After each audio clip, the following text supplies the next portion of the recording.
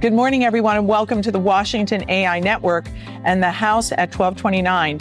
I'm Tammy Haddad, and I'm very excited to introduce you all to a very special guest, Ben Braca. Ben is the Director General at the Federal Ministry for Digital Affairs and Transport in Germany. Ben, it's so good to have you here in Washington, D.C. Thank you, NATO. And thank you, by the way, Julian Ramirez, a friend of the Washington AI Network, being such a great advocate for Germany. Okay, Ben, welcome to D.C.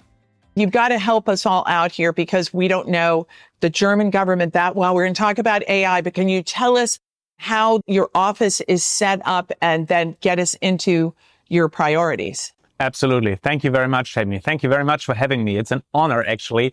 This is the first meeting here in DC, so this is actually the kickoff of all the meetings I will have in the US, both in New York and here in DC. Yes, I would probably say it's complex, how digital policy is set up within the German government. We have probably at least 3 ministers that deal with digital policy and also with AI. That is the Ministry for Interior, the Ministry for Economic Affairs and Climate Action, and my own ministry, the Ministry for Digital Affairs and Transport. So when it comes to AI, I would actually hope that all ministers in the government would consider themselves as being digital ministers, because AI is actually affecting so many aspects of life, so many different industries, and so many public services as well. So what we are doing in the ministry is to focus on at least 2 things. First of all, we are responsible for international AI policy. So we are covering OECD processes, G7 processes, G20 processes. Now that might sound a bit boring because it's not, how to say, so much tangible issues going on there. So there's no laws, there's no guidelines. So we're talking more about resolution. But the thing is that the way we talk about AI and the way we assess AI will later on frame the decisions and the concrete laws actually we will pass. So we are focused very much on international AI policy. But then again, we're doing a very tangible thing. We are the background of the AI regulation we have in the European Union. We are helping small and medium-sized companies, of which we have many in Germany, because they are considered to be kind of the backbone of the German industry. We're helping them actually to deal with the regulation coming out of the European Union and making the most out of it, so it's beneficial for their business. So we're doing 2 things. We are actually focusing on international negotiations on AI, but then we're trying actually to help companies that are in desperate need of help because they're dealing with a lot of challenges currently. So energy prices, a lack of qualified workers, inflation, and now data and AI comes on top of it. So they need assistance from the state, and the ministry I represent is in charge of actually providing this help. So what else can you do? I mean, you're talking about very specific, very big issues, workforce, et cetera. So is that funding? Funding is one thing, but honestly, if you ask me if funding should be a priority, funding schemes are very often a sign of inadequate policy. Because with the funding actually and the programs you're setting up, you're trying to tackle and to address shortcomings of legislation processes, especially of processes that might not be clear for enterprises. So what we are now doing is very concrete. The AI Act actually defines different levels of security, different levels of regulation of documentation you have to face. So if it's high risk AI, there's of course a lot of documentation going on, a lot of certification, a lot of standardization. I have a background in industry. I worked 10 years for IBM, and I always thought that companies, they don't want that much regulation. But that is kind of not true, because when it comes to AI, everyone wants to know, is the service secure? Is the product I bring into the market secure? Can I really sell it?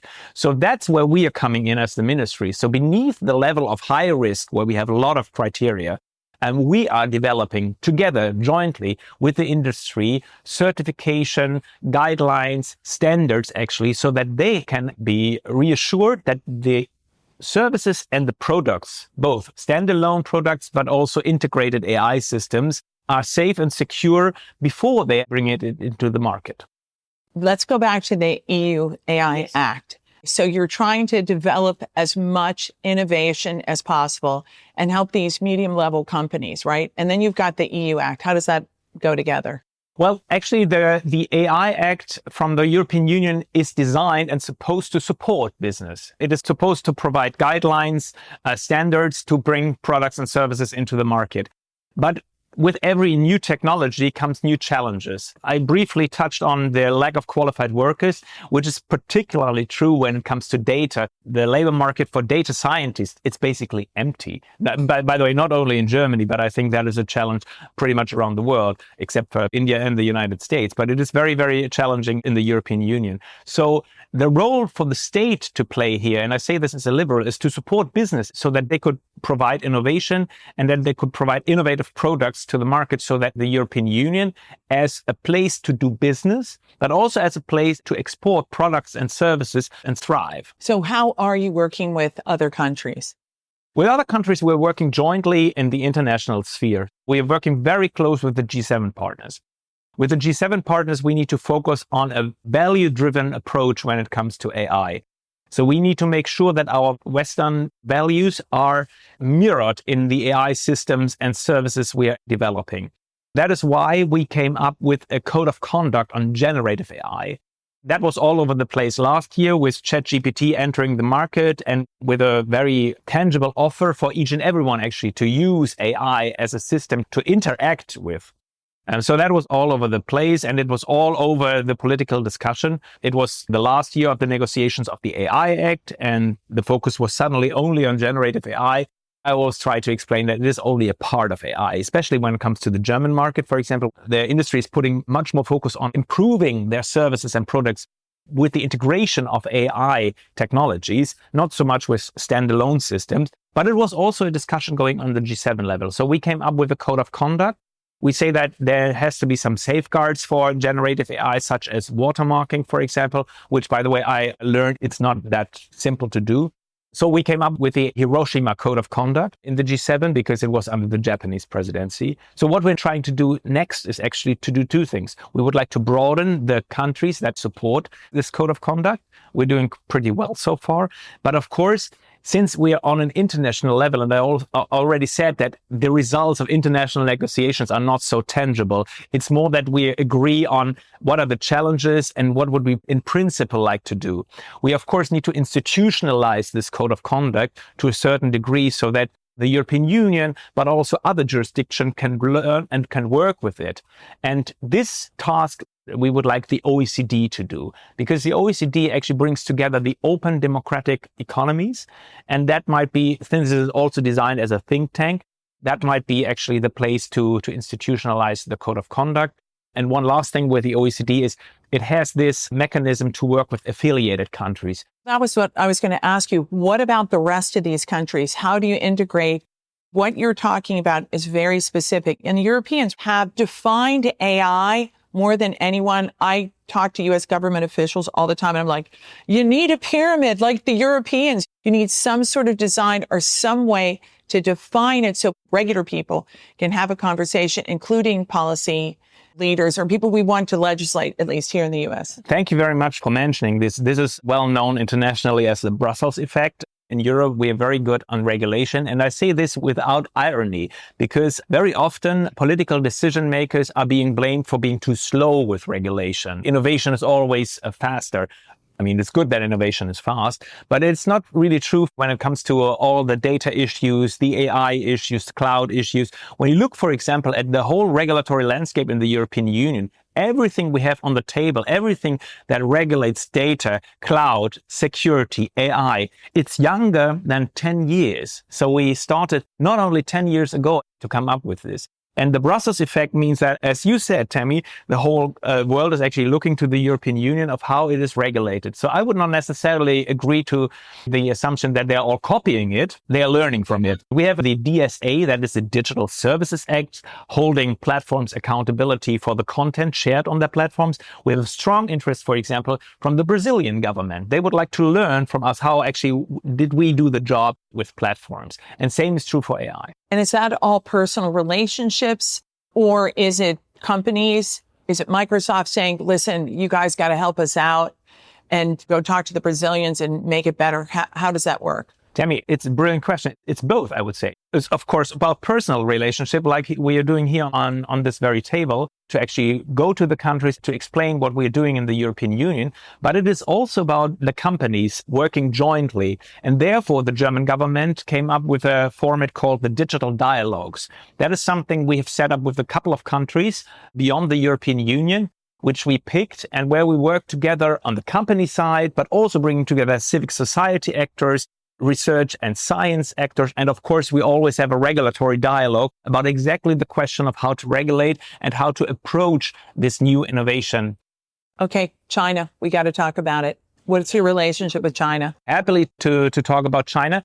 China is a challenge. This ministry is about to set up an institutionalized dialogue with China, because with China, it's basically have fixed dates where you can talk about stuff. It's not so much that you're doing this on an ad hoc basis, or that you're going there when there's a problem, or not going there when there's a problem, but that you have a fixed date, that you're talking about the things that are actually important to both sides. Now, when it comes to the German side, for Germany, China is a rival, as we described in our China strategy, but it is, of course, also a market. And not only for the automotive industry, by the way, it is also for the chemical industry, it is important.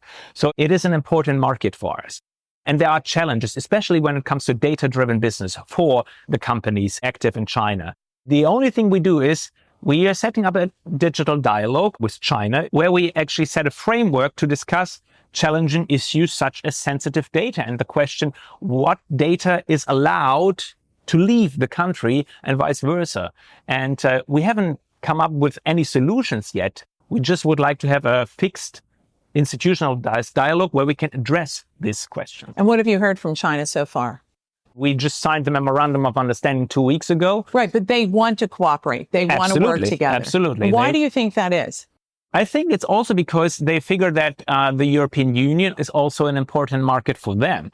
I don't know if you followed the European football championships, but when you look at the advertisings there are many Chinese companies such as Alipay or BYD, for example, actually promoting. And they're promoting, by the way, services and products you can't even buy in Europe. But now people are getting familiar with this. And why are they doing that? Because they actually plan to export it. BYD cars are on the street. I drove an Aura car just lately.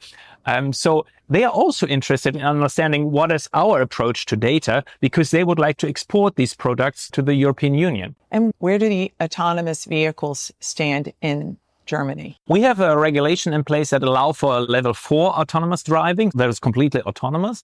And if you would like to actually bring a car into the market, we have standards for that. And where does the data go? That's a question of the business model of the car manufacturer and the companies that are actually working together with them. So it's basically the suppliers that supply, for example, the systems in the car. And that actually hangs on them in the end. And of course, there's legal framework. There's framework especially on where personal data is allowed to go. We have adequacy decisions from the European Union with certain countries. China is not amongst those. So personal data is not allowed to be transferred to China, but there are other ways actually to tackle this issue. Let's turn to elections. What have you learned from elections, disinformation, et cetera? What have you learned from the elections that have already taken place, say, India? People were a bit afraid that the elections, especially of the European Union, because that was the last big election in the EU, and that there might be interference by actors that would like to manipulate these elections by direct infringement or by setting up campaigns with fake news and disinformation. The European Union has in place the Digital Services Act, which I briefly already mentioned, to tackle disinformation. You can see a bit of a risk-based approach like in the AI Act, because the European Union defined so-called very large online platforms, the so-called VLOPs. Those are basically platforms with more than 45 million users in the European Union. Basically all the networks and all the social media apps you have on your mobile phone. And they need to come up with measures against the proliferation of disinformation, of fake news. Illegal content is another issue because we have already safeguards in place, but they need to tackle that as well. And they need to be transparent. They need to get engaged in a dialogue with the European Commission of actually showing what they are doing. I had a discussion the other day where I was asked, is this enough? Are you doing enough? And I said, well, we have this in place for a couple of months now only. And we need to be a bit more patient because, of course, illegal content is very clearly defined. Infringement with election is a crime. It can manipulate people. But on the other hand, we are now giving the task to the social media platforms of deciding what is fake news, what is disinformation. It's a blurry line. So we're giving that task to the private sector, and we need to be very, very cautious that they are not doing some kind of overblocking. For example, there are platforms now that are saying, we don't do anything around political advertising. We're just not doing it. You can seriously discuss whether or not this is a good thing because actually the dialogue is taking place. Young people are using these platforms. The people are there. Shouldn't we have the debate, the political debate against this international gloomy background? So we need to be patient with these kind of issues because we have regulation in place, and let's wait to see how this turns out. Before we go, there's a lot of talk in Washington about the German AI company Helsing. Are there other companies that you'd like to tell us about and specific things they're doing in AI? Anything you want to highlight? Thank you very much. That's a great question because very often the European Union is seen as a place where regulation is taking place, but not so much innovation. And I would like to invite each and everyone to actually change the perspective a bit. There are so many great scientists in the European Union that are responsible and driving the international AI debate. We have so many great people that are contributing to things like ChatGPT. And we have, as you said, startups and scale-ups, I would already say. Helsing is one of them, but also Mistral, for example, in France. We have Alep Alpha in Germany that is coming up with large language models. Yeah, tell us more about that company. That is a startup in Germany. They raised 500 million in the last round, and VCs are very engaged in this company, Mistral as well. And the thing is, we should have a European perspective on that. We should not so much say that, oh, there's a German company, that is a French company. But we should have a European perspective on that. We should establish a cluster, actually. And that brings me perhaps to the last point. We need to make sure that we have a real digital common market in the European Union where you can actually scale up, where you don't have different interpretation of one and the same law, like the data protection regulation or the DSA or the AI Act. So we need to allow for growth when it comes to innovative German, French, Spanish, European companies. Well, that's great. I hope you're successful in doing that. Ben Braca, it's so great to meet you.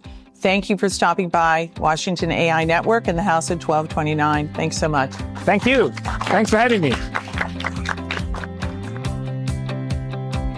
Thank you for listening to the Washington AI Network podcast. Be sure to subscribe and join the conversation. The Washington AI Network is a bipartisan forum bringing together the top leaders and industry experts to discuss the biggest opportunities and the greatest challenges around AI. The Washington AI Network podcast is produced and recorded by Haddad Media. Thanks for listening.